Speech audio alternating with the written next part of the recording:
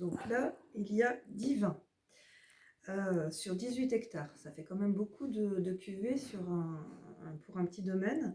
Mais en fait, chaque vin a sa propre histoire, a sa propre vie, son propre charme.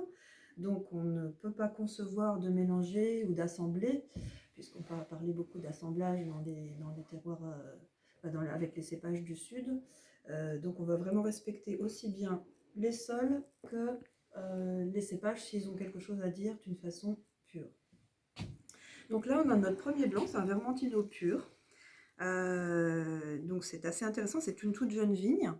On en est très très fiers parce que déjà tout bébé, on a vraiment un déséquilibre sucre-acide tout à fait extraordinaire.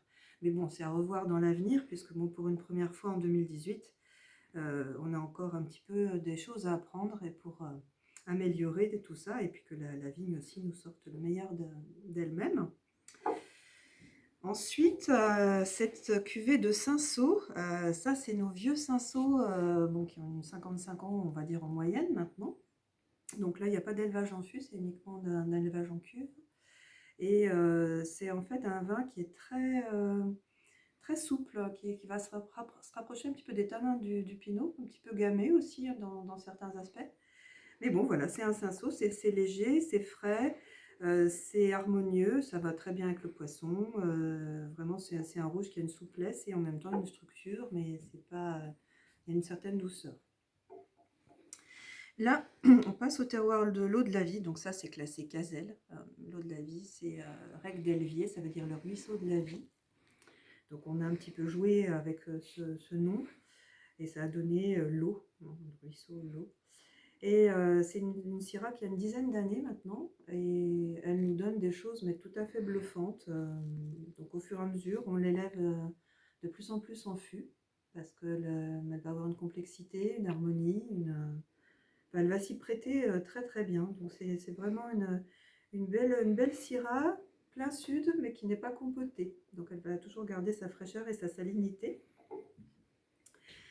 Là, on va passer alors au clos. Donc ça, c'est notre nouvelle cuvée en 2018. Donc c'est un pur pinot noir. Donc pour des bourguignons, on avait dit qu'on ne ferait jamais ça.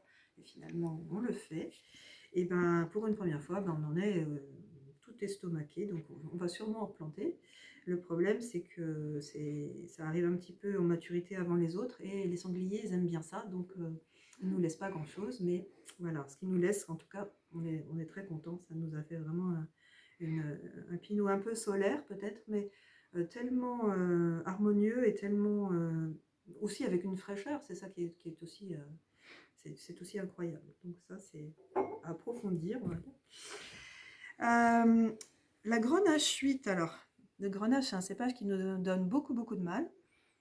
On a réussi au bout de 5 ans seulement à faire un Grenache pur qui nous plaisait, c'était la cuve 8, d'où le nom de la Grenache 8, puisqu'on a gardé un petit peu en clin d'œil cette cuve qui était meilleure que les autres, enfin, qui nous plaisait plus que les autres. Et voilà, donc depuis en fait de 2013, on arrive à faire un Grenache pur qui est tout à fait intéressant parce qu'on a des notes, on va dire classiques du Grenache, mais aussi un côté un peu floral, a priori un petit peu unique à Caselle, parce que bon, ça c'est des grenaches qui sont complètement exposés nord, donc peut-être que ça aide à garder un petit peu cette fraîcheur. Donc c'est bien mûr, mais c'est toujours frais, donc c'est jamais lourd. Donc ça c'est aussi, ça part beaucoup. Alors les combettes, ça c'est un cépage pur aussi, ça, Marcelon. Alors Marcelon, il n'y en a pas beaucoup. C'était un peu un pari pour Jean-Paul et moi. C'est un cépage, en fait, c'est une création de l'INRA. Et donc, ça a été fait à partir de Cabernet Sauvignon et Grenache.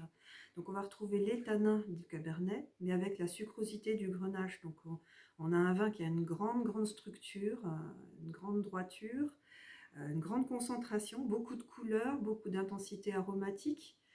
Mais avec aussi une douceur pour enrober tout ça, ce Grenache qui va un petit peu le civiliser.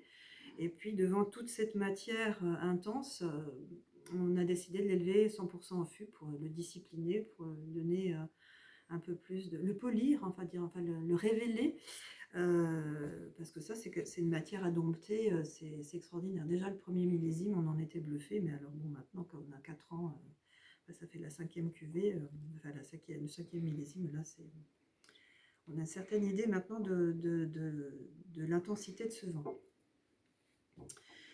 La 50-50, ça c'est une cuvée classique, hein, c'est notre plus grande production. Alors je la mets un petit peu dans cet ordre-là parce que ça va être notre premier vin, on va dire, d'assemblage, puisque là on va avoir 3 cépages, hein, on va avoir les Carignans, des Syrahs et des Grenaches. Donc ça c'est surtout la partie qui vient du côté Fontany, du côté nord-ouest, avec les plus jeunes Carignans, alors des plus jeunes Carignans qui ont quand même 40 ans, hein, donc entre 40 et 60 ans. Et donc ça c'est un brut de cuve, il n'y a pas d'élevage en fût. Donc c'est une cuvée un peu tout terrain, ça peut très bien se garder ou se boire jeune sur le fruit. Donc les Fontany, on en parlait tout à l'heure sur la partie en allant vers Saint-Jean-de-Minervois, donc c'est des petits clos dans la garrigue, c'est là où on va trouver la complexité des sols, les grès, les calcaires et les marnes.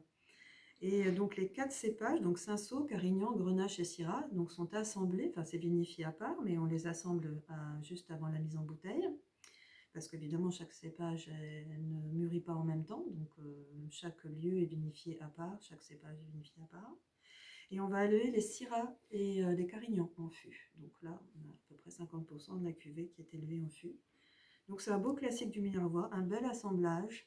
C'est un vin qui a beaucoup en même temps de structure et puis une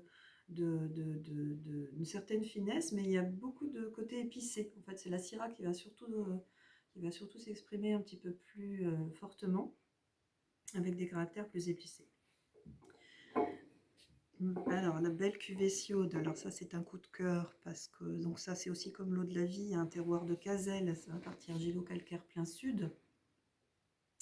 Et là on a nos plus vieux Carignans de 1904, donc on élève tout en fût. Un petit peu de jeunes grenaches qui ont une bonne vingtaine d'années maintenant, et une belle Syrah qui a une bonne trentaine d'années, qui est élevée aussi en fût. Et donc là, on a un vin avec une complexité, une douceur, une structure. Elle a un côté solaire, mais elle est toujours très fine et très saline. Et ça vieillit remarquablement bien. Et là, on va oser refaire un cépage pur, donc un Carignan. Donc ça, c'est aussi dans nos terroirs de Caselles, un Carignan de 1909. Donc on va élever 100% en fût. Alors, c'est un petit peu pour nous un clin d'œil à la beauté de ce cépage pur, parce qu'en fait, souvent, les gens n'aiment pas trop les Carignans parce qu'ils trouvent que c'est dur, un peu rustique. Ça peut être le cas, mais en tout cas, à Caselles, sur des vieilles vignes, ça nous donne énormément de finesse, d'allonge, un petit côté sauvage, mais dans un point positif. Et donc l'élevage en fût, ben, ça va le donner un petit peu de rondeur, ça va le rendre un petit peu plus complexe. Et là, vraiment, bon, on est dans les cuvées, on va dire, donc pour nous, au top. Voilà.